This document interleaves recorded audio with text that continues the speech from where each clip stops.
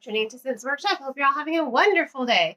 So today we're going to be talking about This Cursed Crown by Alexandra O'Brien. So this is a sequel to These Feathered Flames, and it's based off of the folklore on the Firebird. I can't stress this enough. If you're going to read this book, reread book 1. Reread These Feathered Flames. That was really my biggest hiccup with this book, is the author doesn't really do a whole lot of recapping in this book. I'm one of those people, I like to pride myself on my memory when it comes to books.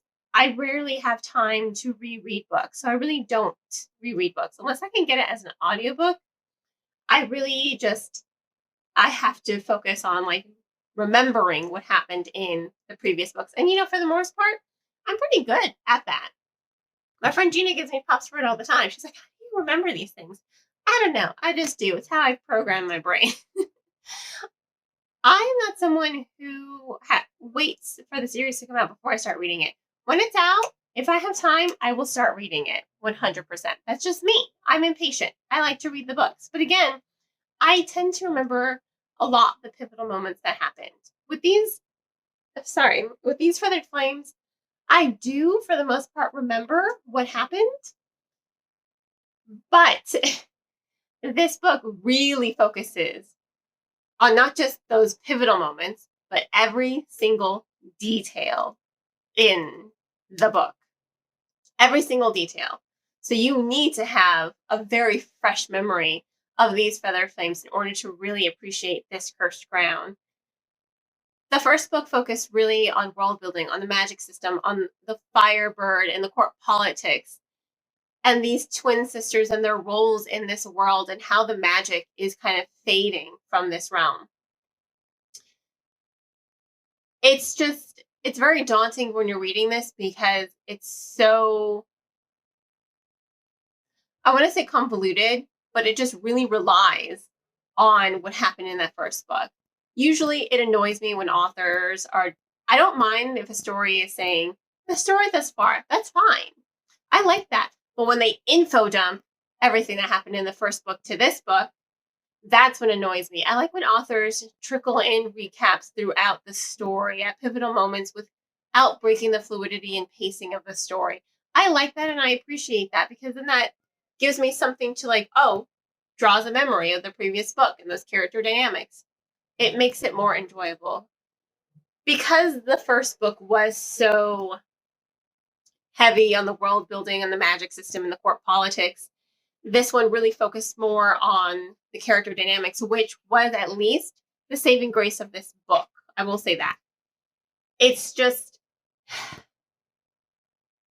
I hate having to stop and grab the first book to flip through and skim to be like, okay, what is this referencing? I know this is referencing something. What is it referencing?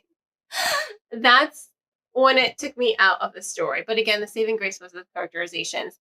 There wasn't a whole lot of character development in that first book. That the author, she really focused on building up everything in the first book. So this book, she can focus on the character dynamics. So it's a really character-driven plot. As convoluted as it sometimes feels, you're really engaged in who these characters are. They are growing. They are developing. She is really focusing on that sisterly bond between these two sisters, Yzaveta and Astia. And for the most part, I really liked it.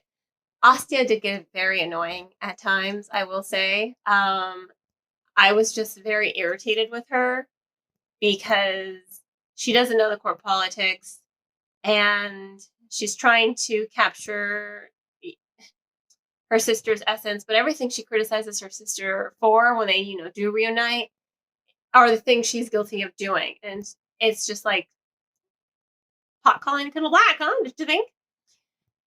She got very hard-headed, whereas Yzaveta's like, look, just listen to me. I'm trying to help you. You can trust me. Just listen. Just listen. You can tell Yzaveta has grown so much since that first book.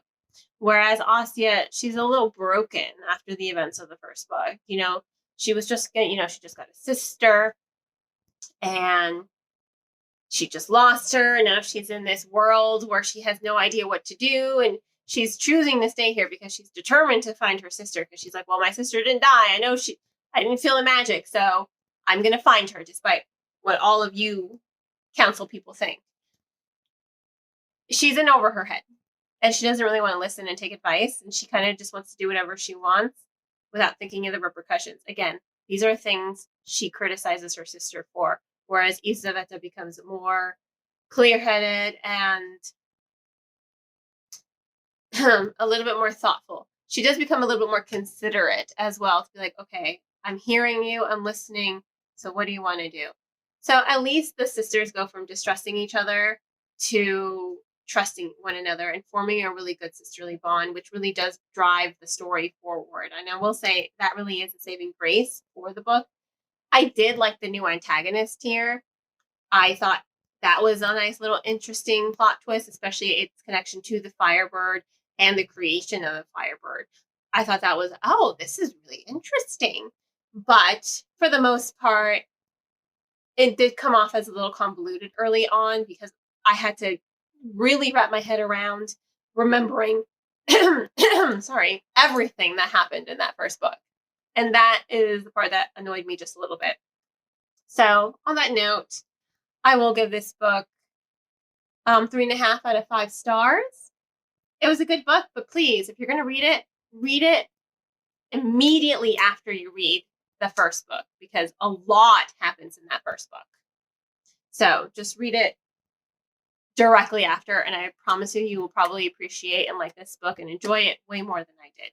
So once again, 3.5 out of 5 stars. I will of course include links in the description below on where you can purchase the book if you so desire. And on that note, I hope you all have a wonderful rest of your day, and as always, happy reading.